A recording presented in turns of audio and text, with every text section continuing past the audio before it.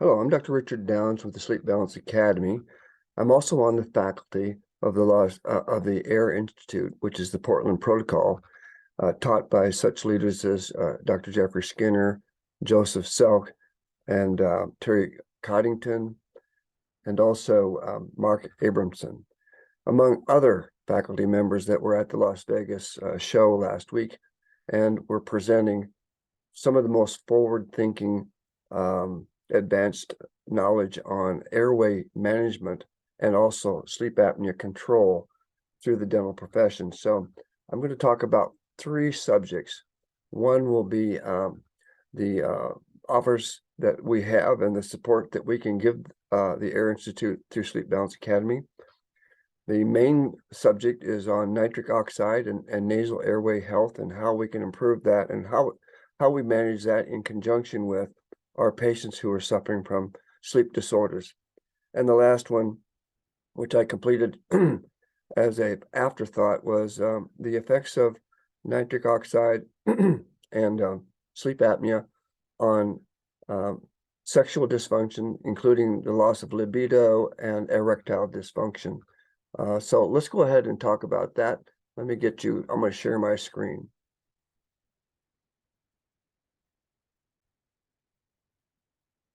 Okay, I'm going to start the meeting with this one. I did this quick slide presentation the night before my main lecture in nitric oxide physiology because it was mentioned to me by a podcaster earlier in the week that the effects of disrupted sleep on the sexual health of our patients is not being addressed very well, not even by our institutions that teach dental sleep medicine, and also in the sleep medicine in general.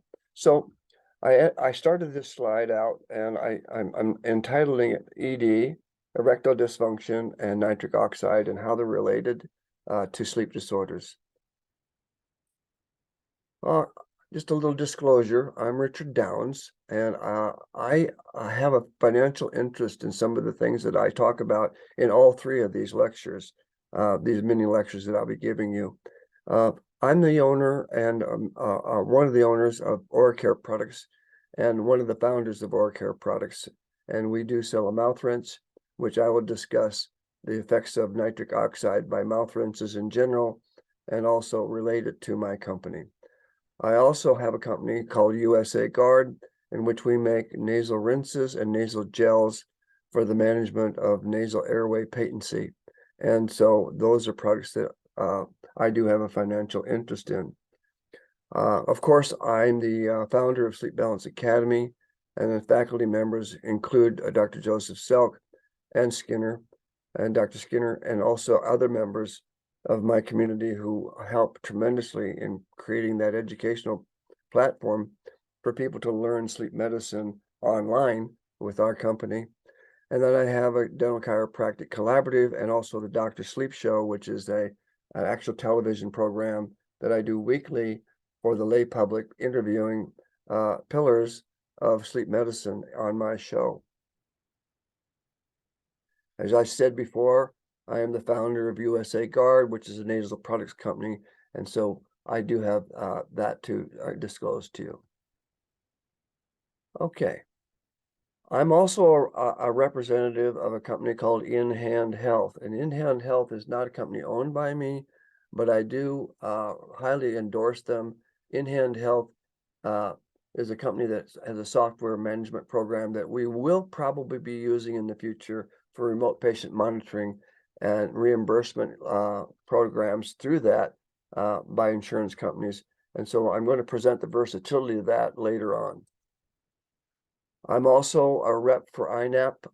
Dr. Joseph Selk and I arranged a meeting with them early in the introduction of this product. We promoted them heavily to get them started in America.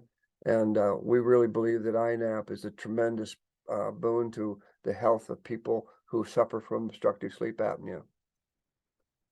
I'm also a ResMed rep, and I represent also probably the main person in the country who is referred to by the Body Metrics company in selling circle rings to dentists. So I have a fairly exclusive relationship with ResMed, who sells the Night Owl and also the circle ring, which is produced and sold by Body Metrics. And you can see I also have a show called the Dr. Sleep Show, and that shows on Monday night. It's a new channel from the Champions TV, and it also appears on Roku, Fire TV, Apple TV, and Android's apps. Okay. Nitric oxide and the reduction of and its reduction and how it's related to obstructive sleep apnea. As we know, many medications can make sleep apnea worse. They include barbiturates, benzodiazepines, some beta blockers, opioids, and sildenafil. And you might be surprised by that one because men are using that one to help improve erectile dysfunction, but it can actually make your sleep apnea worse. And if the sleep apnea is worse, it can make ED worse. So there's a cyclic problem there, a vicious cycle that needs to be addressed. Also, there's a lowering, additions of testosterone can be disruptive to sleep. Drugs that cause you to gain weight can also do this, make sleep apnea worse. Okay, both the quantity and quality of sleep are affected by testosterone levels. Patients with OSA have less REM sleep, reduced deep sleep time, increased nighttime wakenings, sleep fragmentation, reduced sleep efficiency, which leads to a low testosterone level. Now, I've copied these slides. They're just cut and paste slides, and I told you I'd go through this quickly because I don't see any questions on the screening forms that I've seen lately, including my own, that includes a discussion of a patient checking off whether they have any disorders with sexual function. And it is something I will show you in a little bit why it's important to be on that form, because it's highly correlated with obstructive sleep apnea. And this is another quote that I got from my research online. Parasympathetic fibers extend from the sacral complex of the spinal nerves, supplying erectile tissues. Upon stimulation, these nerves cause a release of nitric oxide from the endothelial tissue in the cells and the trabecular arteries that eventually causes tumescence. This comes from Bancroft, 2005. And he hypothesized that the noradrenergic neurons of the locus ceruleus in the brain are perpetually inhibitory to the penile erection, and that the cessation of their discharge that occurs during REM sleep, I should say REM, I'm sorry about that, may allow testosterone-related excitatory actions to manifest as nocturnal penile tumescence. So what he's saying here is that he believes that the brain, this locus in the brain, is actually suppressing erections, and that when that is interrupted during REM sleep, it allows the testosterone related excitatory actions to manifest as nocturnal penile tumescence. Sue in 2003 recognized that in particular the spinal regulation of cervical cord is critical to nocturnal erectile activity. Now, what Bancroft is saying is not necessarily a proven hypothesis, okay? It's just a hypothesis. But anyway, we do know that these two authors locate much of the sexual dysfunction to the brain. Erections develop through sexual stimulation, which is accompanied by an increase in intracellular cyclic guanosine monophosphate. Remember cyclic guanosine monophosphate, because we're going to talk about that in the general lecture on nitric oxide in a little while here. So this increase in intracellular cyclic guanosine monophosphate with neurotransmitters and relaxing factors from the cavernous nerve terminal and endothelial cells in the penis, resulting in several-fold increase in the blood flow of the penis and the penile tunica. I had to say this, albuginia occludes venous outflow. Okay, so there's not only an increase in the blood flow, but there's an actual valve that is stimulated to kind of keep it that way.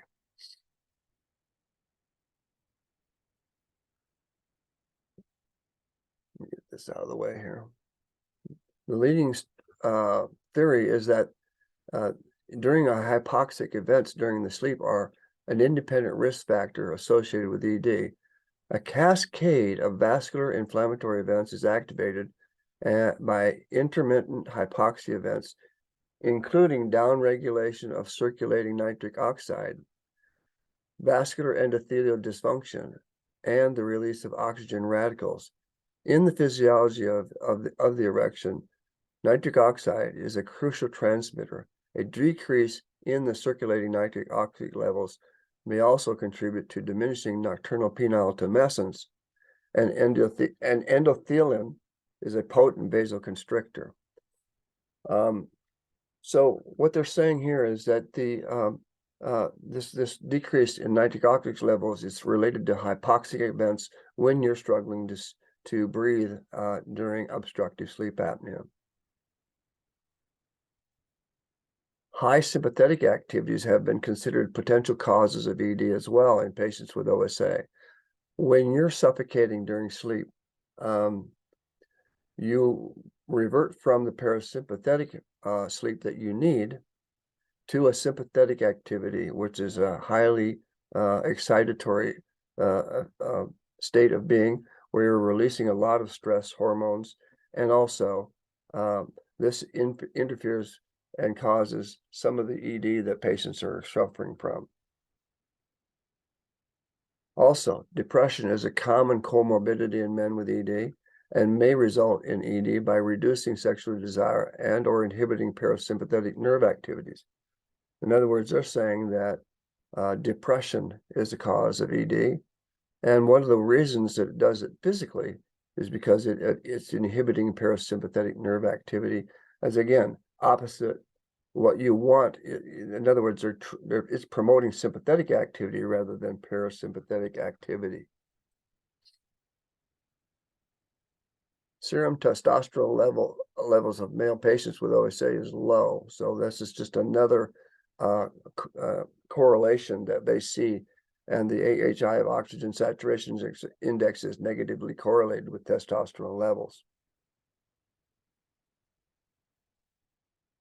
Recently, new studies showed that the penis may also be an organ with a circadian rhythm of its own, and that disruption of the sleep-awake cycle can impair the erectile function. So that's an interesting observation, that we have actually circadian rhythms in other organs in our body, not just this particular organ. A diminished or absence of erection is thought to result from a decrease in REM sleep in patients with OSA. And so again, they're relating the activity of the brain affecting these decreases. So we work together with the Air Institute in making sure that you get this information. We would like to see this on your screening forms.